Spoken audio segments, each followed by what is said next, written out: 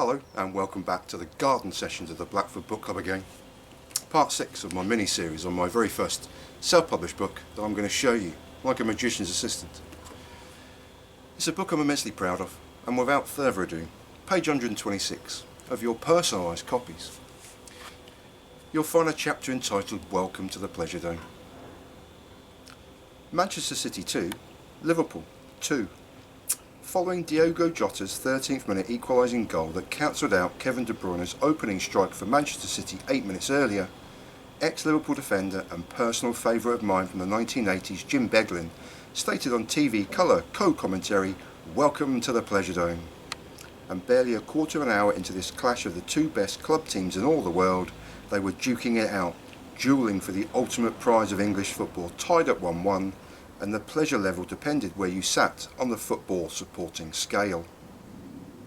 From a neutral perspective, today's clash of the two best, progressively thinking coached teams of global superstars in the world was a barn burner of end-to-end attacking football, press and counter-press, rapier-like changes in transitional play, 4 quality goals, and perhaps the most overlooked of all, the two best club teams in world football without the ball.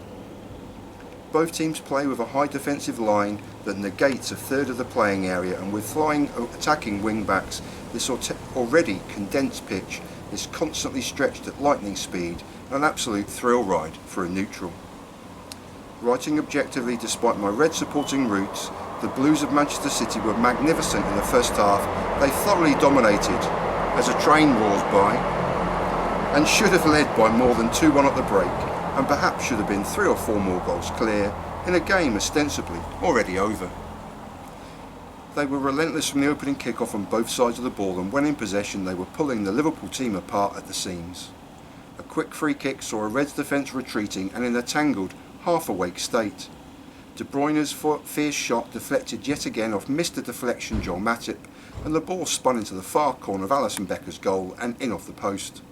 It was no more than City deserved as just seconds earlier, and at the culmination of a period of intense pressure, a sweeping move involving De Bruyne, Gabriel Jesus and Raheem Sterling forced a brilliant advancing and smothering save from Liverpool's Brazilian goalkeeper. In a blur of just a matter of seconds, Becker kicked loosely upfield.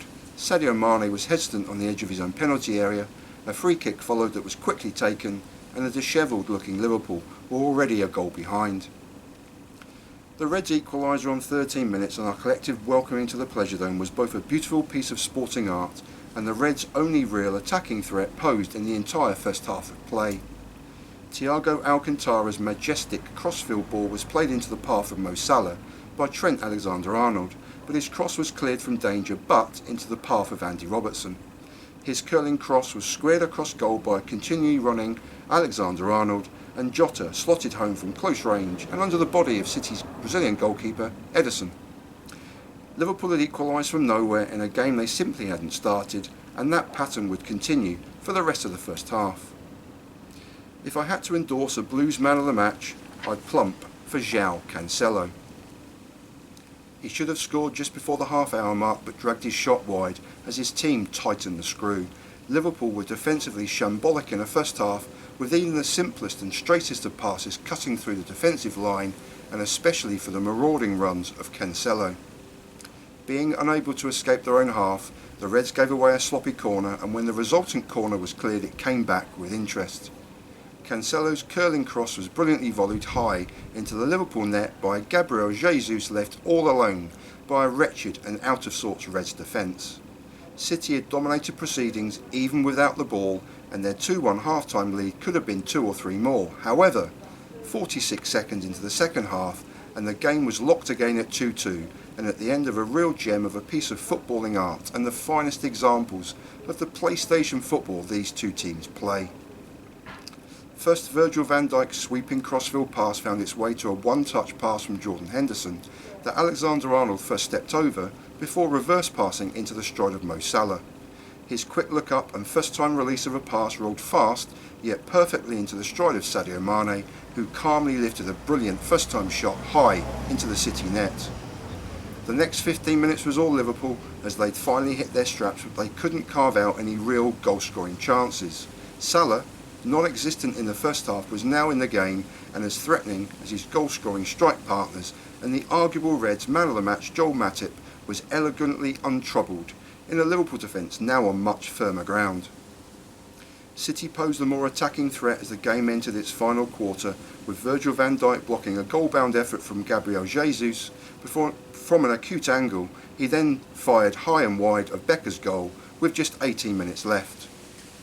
Raheem Sterling scored a goal that the VAR assistant would chalk off for offside before the Blues would have 2 golden chances to win the game and perhaps the Premier League title, and all in injury time. Riyad Mahrez was central to both, with first a brilliant curling free kick that glanced off the post of Alisson Becker's goal, before with time running out he was released and through on goal via the perfect passes of De Bruyne and Phil Foden. Against a retreating Liverpool defence and an advancing goalkeeper, he cleverly tried to chip the ball into an inviting and open goal, but thankfully, from a Reds perspective, he overhit his potentially game and title winning goal. From this writer's perspective, it was a point gained in a titanic game that Liverpool warmed up to but only really played for 20 to 25 minutes. The rest was all Manchester City, and in a game that will surely have pleased the neutrals, even if those of us even loosely invested in the outcome were having kittens. It's not bravado or myopic sensibilities for me to posit that these two teams are the best 2 club football teams in the world, as they've shared this dubious accolade of mine for nearly 3 years now. Today's game disappointed the Liverpool fan in me, as the Reds chose a day to underperform and to do so badly.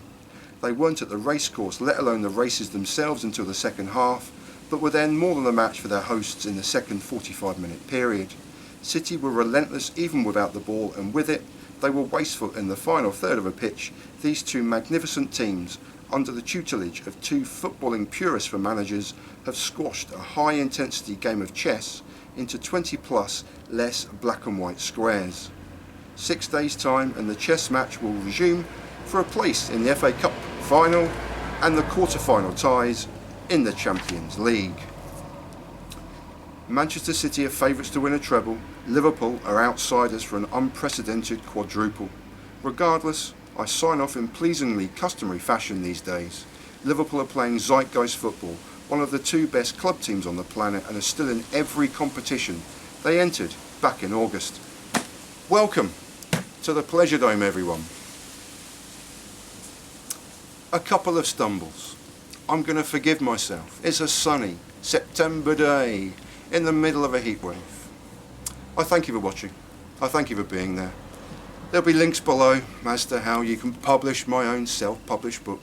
You can publish it? No, you can't. You can purchase it. Blimey, I'm even ruining this ending.